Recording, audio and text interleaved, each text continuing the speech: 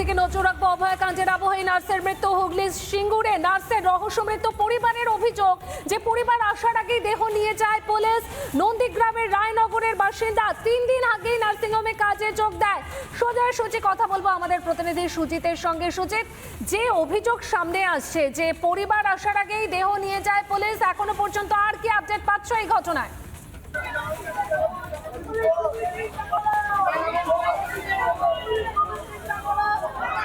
দেখো, এখনো যে এই যে রোড 31 নম্বর রোড, সেই 31 নম্বর রোড কিন্তু এখনো অবরোধ চলছে।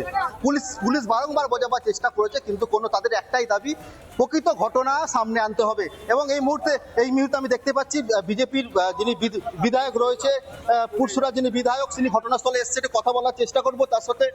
দাদা, আজকে এই ঘটনা সকাল সকাল কি দেখলেন? দেখুন, আমরা এখন এখানে বিক্ষোভ করছি। থানাতে একটা অভিযোগ দায়ের হয়েছে যে বোন মারা গেছে, তার বাবা করেছে। সেখানে গিয়ে আমরা পোস্টমর্টমের জন্য থানাতে একটা অর্ডার, ওখানে আলোচনা হয়েছে যে পোস্টমর্টমের সময় ম্যাজিস্ট্রেটদের পোস্টমর্টম, ভিডিওগ্রাফি, সেখানে বাবা বা ফ্যামিলির কোনো প্রতিনিধি থাকবে এবং আমাদের পলিটিক্যাল পার্টির একজন প্রতিনিধি সেখানে থাকবে, থেকে পোস্টমর্টম হবে। পোস্টমর্টম হওয়ার পর যে রিপোর্ট সামনে আসবে, সেই রিপোর্টের ওপর ভিত্তি করে যেটা মেয়ের মা বাবা অভিযোগ করছে বা আমরা আশঙ্কা করছি যে মৃত্যুটা স্বাভাবিক নয়, সেটা যদি সত্য ওখানে হয়, তাহলে যে বা যারা এটা করেছে তাদের শেষ না দেখে আমরা ছাড়বো না। অলরেডি নার্সিংহোম সিল হয়েছে, এই নার্সিংহোম, এবং দুজন এখন থানায় আছে। দুজনকে অ্যারেস্ট করেছে পুলিশ, থানায় আছে। তো এখন পর্যন্ত কেসের বিষয় যতক্ষণ না আমাদের কাছে ক্লিয়ার হচ্ছে, ততক্ষণ পর্যন্ত আমাদের যে আন্দোলন দেখছেন এটা চলবে। একদমই তাই, সেই ছবিটা দেখাবো একটু। এবার যদি দেখা যায় বিজেপির যারা কর্মী সমর্থক রয়েছে এবং পুরসুরা যিনি বিধায়ক, ঘটনাস্থলে এসে তিনিও কিন্তু রাস্তায় বসে পড়েছেন এবং 31 নম্বর যে রোড রয়েছে সেই রোডের উপরে কিন্তু বিজেপির বিধায়ক তিনি বসে এখনো দেখতে পাচ্ছ বিক্ষোভ দেখাচ্ছে। তারা স্থানীয় বাসিন্দারা যেমন রয়েছে, পাশাপাশি বিজেপির যে পুরসুরার বিধায়ক সেও কিন্তু ঘটনাস্থলে রয়েছে। তাদের পরিবারের এবং স্থানীয় বাসিন্দা এবং বিজেপি কর্মী, পাশাপাশি অন্যদিকে দেখা যায় ডিওএফআই এর কিন্তু কর্মীরাও আস্তে আস্তে আসতে শুরু করেছে এই ঘটনাস্থলে এবং সেই ছবি দেখতে পাচ্ছি এখনো কিন্তু অবরোধ করে বসে রয়েছে। তাদের যেটা দাবি, এই যে প্রকৃতি যে ঘটনা, কি ঘটনা ঘটেছিল, একজন 3 দিনের নার্সিং ট্রেনিং নিতে এসে কি করে তার ঝুলন্ত মৃতদেহ উদ্ধার হলো, সেটা কিন্তু এখন বড় প্রশ্ন। সেটা নিয়ে কিন্তু এখনো মুখ খুলতে চাইছেন না কেউই। এই বিষয়টা যদি আরেক কথা বলে দেখাই, ছবিটা দেখতে পাচ্ছ, তারা কিন্তু হাতে পোস্টার নিয়ে সেই রোডের উপর কিন্তু তারা বসে রয়েছে এবং বিক্ষোভ দেখাচ্ছে। দেখো, পরিবারের সঙ্গে কিন্তু আমরা কথা বলি, শুধু তার সাথে নয়, পরিবারের পক্ষ থেকে তার মা বাবা যেমন এসেছে, তার পরিবারের কাকা এসেছে এবং প্রতিবেশীরাও কিন্তু ঘটনাস্থলে এসেছে। তারা এসে সিঙ্গুর থানায় গেছে এবং শুধু তাই না, তার কাকার সাথে যখন আমরা কথা বলি, তার কাকাও কিন্তু একই কথা বলে যে পরিবারে যখন সদস্যদের ফোন করা, তাহলে কি দরকার ছিল, যখন নার্সিংহোম থেকে তাদেরকে ফোন করা হয়েছিল, তার মেয়ের ঝুলন্ত দেহ উদ্ধার হয়েছে, পরিবারের লোকেরা যখন ঘটনাস্থলে আসে তখন কেন তাকে তড়িঘড়ি ওখান থেকে বার করে নিয়ে যাওয়া হলো, সেটা কিন্তু এখন বড় প্রশ্ন। পুলিশের পক্ষ থেকে কিন্তু এখনো বিষয়টা কিছু জানানো হয়নি। ইতিমধ্যেই অভিযোগ দায় করেছে পরিবারের সদস্যরা, সিঙ্গুর থানায় লিখিতভাবে অভিযোগ দায় করেছে। পুলিশ গোটা ঘটনা খতিয়ে দেখছে, এমনটা কিন্তু পুলিশ সূত্রে খবর। এবং দেখো, আজ যত সময় গড়াচ্ছে তত কিন্তু এই এলাকায় যে ছবি তুমি তুলে ধরছো, এখনো বিক্ষোভ চলছে। এরই পাশাপাশি প্রত্যেকের দাবি যে এই ঘটনার সঠিক তদন্ত করতে হবে। আমরা পরিবারের তরফ থেকে এই একই দাবি শুনেছিলাম, যেখানে তারা বলছেন তাদের মেয়েকে খুন করা হয়েছে। মৃত নার্সের মা ও বাবা কি বলছেন শুনবো।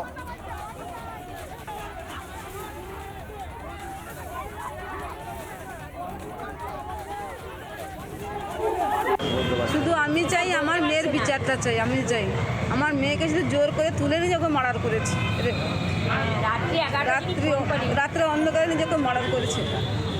আর কিছু বলতে আমি চাই আমার মেয়ের বিচারটা হয়ে যায় না। আমার মেয়েটাকে ইচ্ছা করে মেরে দিয়েছে।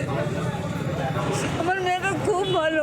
70 নম্বর একটি ফোন যায় না, আপনি ইমার্জেন্সি আমাদের নার্সিংহোমে আসুন। কেন না, আপনার মেয়ে গলায় দড়ি দিয়েছে। এখানে 3:30টার সময় আমি প্রেজেন্ট হই, এসে দেখি না নার্সিংহোমের দরজা শাটার লাগানো আছে। তা বলতে নেই, ওখানে নার্সিংহোমে যে 2জন সিস্টার ছিল আর 2জন বয়েজ ছিল, ওরা বেরিয়ে দরজা খুললো। অফিসার ছিল, ওনাদের সঙ্গে কথা বললাম। কথা বলে তো প্রথম পক্ষ ওদের কথার সম্মতিতে গড় মিলছিল, কাজ করছেন? আমার মেয়ে এখানে নার্সিংয়ের কাজ করছিল, ট্রেনিং গিয়েছিল নার্সিং। কোথায় বাড়ি আপনাদের? এখানে মাত্র 3 দিন প্রেজেন্ট হয়েছে, 3 দিনের দিন মার্ডার হয়েছে, 3 দিনের দিন, আজকে 4 দিনে পড়েছে। গলায় দড়ি দিয়ে তখন কি আপনারা এসে বডি দেখতে পান? না, আমরা এসে কোনো কিছু দেখতে পাইনি। আমি মৃত নার্সের সহকর্মী এবং বিক্ষোভকারীরা কি বলছেন শোনাই আপনাদের।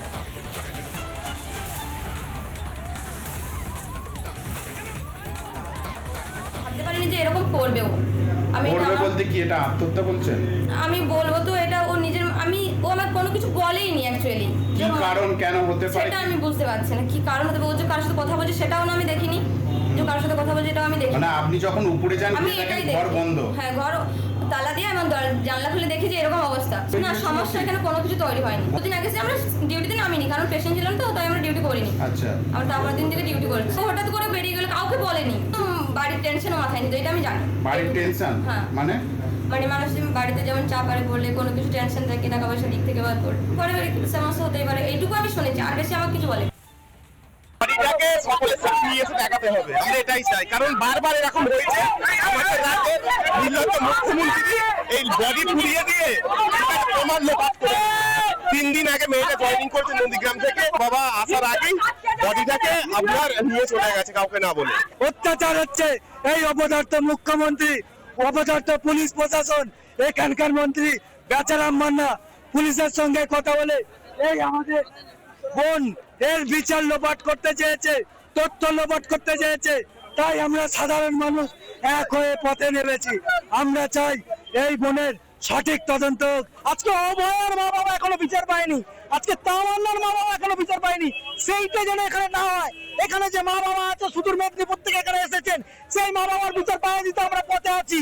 একজনের নামে লাইসেন্স করে অন্যজনকে ভাড়া দেওয়া যায় না, 50,000 টাকা চুক্তি করে মাসিক ভাড়া দেওয়া আছে, কি করে হয়? এটা ইল্লিগাল। নানা ধরনের কন্টেন্ট দেখার জন্য লাইক করুন, শেয়ার করুন আমাদের ফেসবুক পেজ, সাবস্ক্রাইব করুন আমাদের ইউটিউব চ্যানেল। পাশাপাশি অন্যান্য ব্রেকিং নিউজের জন্য অবশ্যই চোখ রাখুন রিপাবলিক বাংলায়।